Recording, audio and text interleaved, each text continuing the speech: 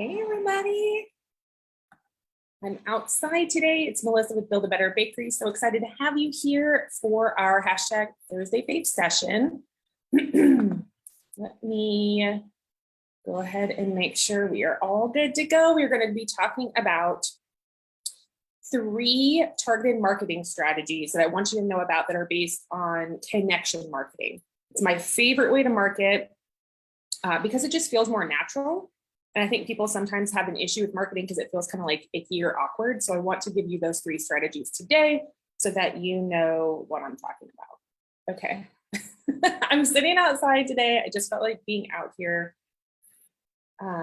It looks like you can hear me and see me. So I have comments open. If you have any comments, leave them on the video. As always, I can come back and answer them if I miss them for some reason. Okay. So today's topic, as I mentioned, 3 targeted marketing strategies to pump up sales. The reason I'm adding the pump up sales is because once you connect with people first, then you can build trust with them, and then they eventually will purchase more products from you as you create a good relationship with them. So if you're here with me live, go ahead and do your hashtag live. If you're ever with me on the replay, I want you to throw up a hashtag replay so that I know you've seen the content. Here at Build a Better Bakery,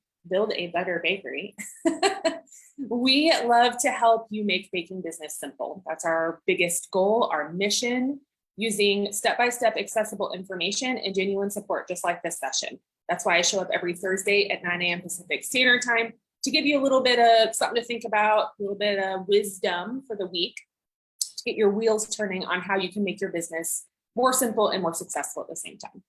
We have a team of 3 military spouses right now who love supporting bakers all over the world and who to help them envision, start, and manage their businesses, because we want you to be fruitful. We want you to have joyful experiences as well, being a business owner, because it can sometimes get hectic. So that's where we focus a lot of our energy. Okay, now, if you want to stay in the know about these events, you can check events in our group. In this group, sometimes they show up kind of late in the week, so you can definitely look there to see what we're going to be talking about. You can send me a friend request on the platform, so I can send you a personal invite every time I make an event, or you can hang out on our free email list. I just send update emails a lot of times with replays from these videos, so you can watch them at a later date. Just depends on if you want to be here live or not. You can do all of those or just one, or whatever feels best for you to stay in touch. Okay. Hey, Michelle. Hey, Allie. Good to see you. I'm so glad you're here. I did not want to, I don't know, my house is like cold, weirdly, so I want to be outside where it's warm. That's why I'm outside today. Good to see you. Let me know how your day's going. All right. I want to start off by just describing a little bit about what I mean, what is connection marketing? Why am I using that term? It's just what I decided to call it today. I'm just referring to the basic principle that it's a lot easier to connect with someone. Well, essentially, you have to connect with someone before you can gain their trust. We know that, right? Like, you can't just jump in and someone's going to trust you right away. They need to feel you out. They need to figure out what you're all about. They need to see you in action. And what that does is it creates that trust that we need to turn prospects into clients. So that's the whole basis of, rather than going out and just putting up sales posts in a cold group, hey, I have this thing to buy this, come buy this thing, or going out and just putting a general sales post talking about something generally. That's good. I mean, you should be talking about your business. There's nothing wrong with that, but the connection style of marketing where you're focusing on the connection first, like that's the main purpose of the posting, or that's the main purpose of what you're doing. That just works a lot better. It feels better. People don't really necessarily want to be sold to, but they do like to make friends and they do like to make connections. So focusing on that first. If you aren't used to connection marketing quite yet, maybe you don't like marketing, you don't do a lot of marketing, you're trying to learn about it, I want to go over 3 examples today, which happen to be my favorite ways to use connection marketing. I'm doing them right now. So if you have any questions about this, if you want more information, I'm sure I might have a resource to send over to you, or a blog post, or a couple tips, depending on which ones you want to focus on. Hey, Tiana. Hey, Kelsey. Good to see you. Hello. Okay, so the first one I want to talk about is creating a VIP group on Facebook. You don't have to call it a VIP group. That's what I call it, just because it's very simple and people understand what that is. You can come up with a super cute name for it. You can design it to essentially be whatever you want, but it's a private group. So for me, this has been a really great asset on social.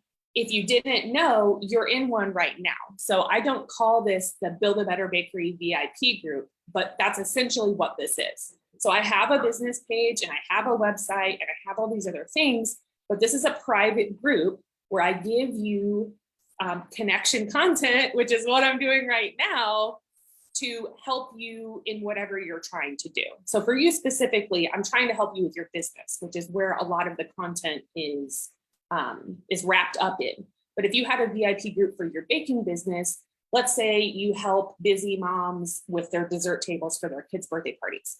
That's what you would be helping them with. So yes, maybe at some point they'll purchase something from you, but you could also make content built around that idea. Maybe you could give them, put together a couple color swatches, a couple table color swatches, so they would have an easier time picking out different colors of products for parties. Or maybe you can find a couple vendors and create some good relationships with them and do affiliate marketing. Maybe you can get with a venue and have them put a bundle together that you can then present to your group and say, hey, they put this bundle, giving them opportunities in the area to get done what they need to get done. That's what I'm trying to describe in a long-winded way. So what's nice about something like a VIP group on social media, specifically Facebook, is that it's free. So you don't have to pay to set this up. You don't own it. So it isn't something that you can take with you, and it's something that could get shut down for some reason. So just be mindful that yes, like it's a good thing, but there might be some issues with it down the road. Hopefully not, but there could be. And it's something that you can continue to design as your business evolves. So it's something that's evolving with you. It's not a static, like if you buy a banner and it has a logo on it and you change your logo, then you have to buy a whole new banner. But this is something that you can evolve, right? You can change pictures, you can change information on it pretty easily. So yes, it is work to maintain this. It's work to set it up. It's work to create the content. It's work to just connect with people. Like that's another thing that you're adding to your pile. But when you talk about marketing, you could spend your time in there, and it's well worth it to be connecting in that like kind of private space, rather than going out trying to get cold leads from all these groups and networking events, when you could just be focusing on a private group who decided they want to be closer to you in your business. So that's kind of the plus of having that group set up for your business. Now, I use my group in a couple different ways. I get questions about what do I do with the group once I set it up. I like to give people first access. So if I have extra baked items, or when I teach classes, they get access to the tickets first. Things like that. So being in the group, it's free to be in there, but you also get perks, right, for being inside. They get to use a special VIP code on certain products where they might get a couple dollars off or something for free, or whatever it is on my website. I like to share tips and tricks with them. So even though they are maybe purchasing a cake from me, if I give them a trick on how to, maybe ice a square cake, which I did the other day, ice a square cake, because people have problems with that. It's hard to do. I gave them a couple tips. They loved it. Maybe they'll never ice a cake, themselves, but it shows the expertise behind what you're doing. So sharing some tips about how you do what you do is always fun. I do get to know me posts in there too. So they learn more about me, my background, my hobbies, things that I'm into. And we do games, we do little challenges, and we just essentially create that atmosphere around the business, but also connecting over baking and creativity and everything that my business is about. So what's great is this group format. It's a place where I can physically see the names and the pictures of the people who want more from my business. So that helps me even in real life, right? When I see them out, I know they're in my VIP group. So it creates a new connection opportunity for us. And I can cater to them directly. So it gives me a more direct line to their needs and desires. I like to offer tastings in there. So I generate information coming back from them about what's going on with the products, new products. I love having them taste new products, give me feedback. I offer polls for different events, so I know what my most important clientele want at the event. And it gives them agency in crafting what they see from my business, because when it comes down to it, I'm serving them. So it's really a great information pool that you can put together for free and have that in kind of the side pocket of your marketing to know that's like my core group of people, and I'm going to use them to build a business that's closer to what they want and what I can provide for them. And then lastly, it's a really big plus that groups get a lot more visibility in the Facebook algorithm, the way things are set up. Normally, a person in a group is going to see a post over something that came from a business page because Facebook wants you to pay for business stuff. So they kind of throttle that one as far as I understand, at least last time I looked at algorithm information. So what that means is when you have a private group like that, you can end up doing less marketing and reach more people just because of the way the platform reacts to you posting and how you're using a group page versus a business page. Okay, hi Tiana. Hey Lori, good to see you. Okay, all right, let's move on to number 2, which is creating an email list. Another way to get good connection marketing set up. Now, the great thing about a list versus your group is that a list is something that you own. Once someone gives you their email address, they're literally, it's like they're handing you something. So they're giving it to you, usually in return for maybe a small discount or a freebie or something, or just access to the information. And once they hand it to you, then you can keep their email and send them information long-term until they unsubscribe. So it really is a different kind of transaction. And it's also off of social media. And I think in the age where a lot of people are leaving social, it's a really important thing to consider right now because of the intimate connection that it does create. You landing in someone's inbox is still important, and that's still way less noise than something on social media. There's so much going on social media, which is good, but it's hard to pay attention. So I think being on the email list and having those types of interactions are way more personal.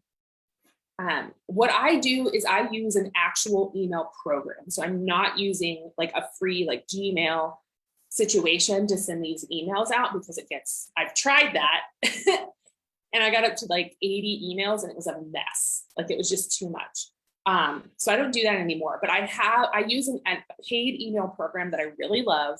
It's very simple, it's very affordable, and it definitely does the job it's supposed to do.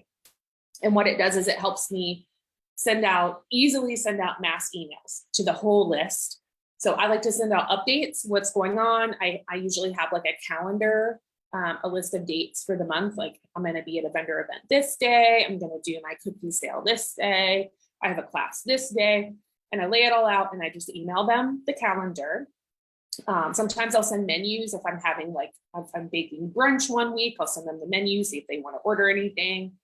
I could send them invites to classes. I can send them flash sale information. I definitely will send out an email if I have a flash sale, and then a couple minutes or maybe half an hour later, people will start ordering from the flash sale via email. So I know that it does work. Again, it's not as fast paced as social usually, but it does get people's attention that focus on their email. And the other great thing about using an email program versus like trying to do it on your own is that clients can subscribe or unsubscribe on their own, which is that subscribing and unsubscribing people like manually is really not fun, like not fun at all. So the fact that they can do that on their own is a really big deal. It takes a lot off your plate. Okay. So lastly about this subject is having the ability and the opportunity to create personalized content, because in an email program, you can personalize it with people's names and other aspects. Creating that connection content that lands right in their inbox is just a really special opportunity. So that is another way that you can use connection marketing to up-level what you're already doing, pump up sales, create more connection and trust, and just help people become more part of your world, rather than just kind of seeing you pop up here and there when you post a sale or something like that. Just creates like I mentioned, just more of a vibe, if you will, around what you're doing. Hey, Sarah. Okay. And then lastly, I want to talk about marketing and posting, because that's something you're probably doing. You're probably creating things here and there, and then you're posting about them. So what's happening is you're kind of reacting to what's happening in your life, and you're just sort of posting when the content's available. Not a bad thing. I think it's good to be up there posting, so don't take this the wrong way. But I think that it makes sense to come up with a posting plan based on a schedule rather than just the happenings of your life. And many bakers are honestly so busy that we post what we have when we can, and that's kind of the end of it. Totally get it. I'm there a lot of the time too, so I understand that. But I want you to get the wheels turning on how can you maybe start a very simple, like once a week plan where you've actually thought about it and laid out what you're going to do. So this is a strategy, right? So connection strategy via a planned marketing, you can call it a campaign, I guess, if you want to, but just a schedule of what you want to put out into the world. It can be super simple, especially if you know how to create content quickly, which some of you might know how to do, some of you might not. That's a good skill to have. And also what subjects to focus on for your simple plan. You have content categories, if you have content pillars, if you have sections of information that you want people to pay attention to on a regular basis, having those on hand is a good plan as well. And then just honing it all in so that you understand, this is what I'm going to post, this is when I'm going to post it. You can schedule it. You can just set, I like to set alarms on my phone, just figuring out a way to make it consistent. So the reason I'm bringing this up is that consistency is another key factor to client trust. If they don't see you posting all the time, if what you're posting is sort of all over the place, if there's no real connection aspect to the post, if there's difficulty understanding what you're doing or why you're posting something, that can break that connection, right? That can make people maybe not trust you as much because they don't really understand what you're doing. So having that plan in place, it creates that consistent trust. They start to expect a certain level of interaction from you, which is a good thing. And just the essential aspect of consistently posting certain information is going to take your marketing to the next level because now it's intentional. It's not reactionary. You just, oh, I got a photo of this thing, I better post it. Instead of doing that, instead of posting like 10 photos of stuff that you made that week, you could plan it out so that you're kind of drip feeding it to your clients based on the information that you want them to see. That's going to create the connection. That's going to lead into more sales later on. So it's like think in the forefront of what I'm going to post and how is that going to affect my next few days with my clients. So we are covering fast content creation with our marketing coach inside the Elite program this month for those bakers who are ready to get out from under their marketing, stop feeling squished by marketing. I have to market. What should I do? We're going to answer those questions.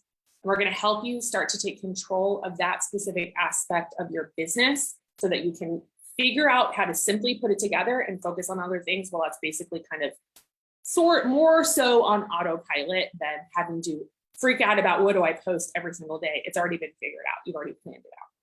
So we're going to be focusing on that fast content creation this month. I think it's happening next week with Autumn.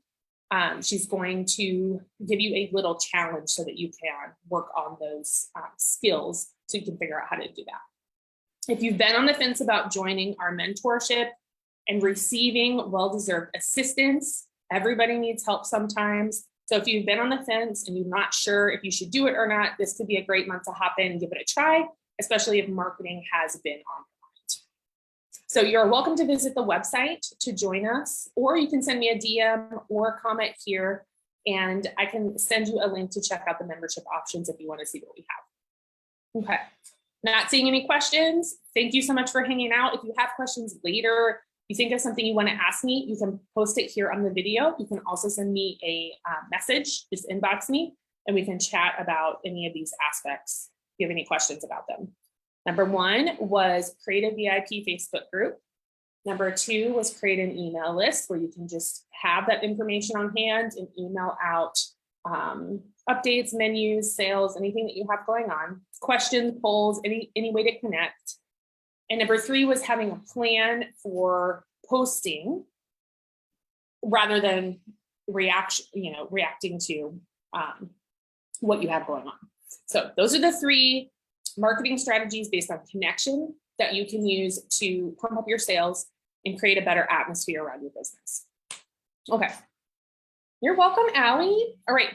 So I'm going to head off for the day. I have a creative class tonight. I have to bake biscotti for them, and I have some private calls with bakers. So I'm going to go get on that. If you want your own private call, you can send me a message about that too. I'll give you the link to sign up. I hope you have a lovely day and a safe weekend, and I will see y'all later. Bye.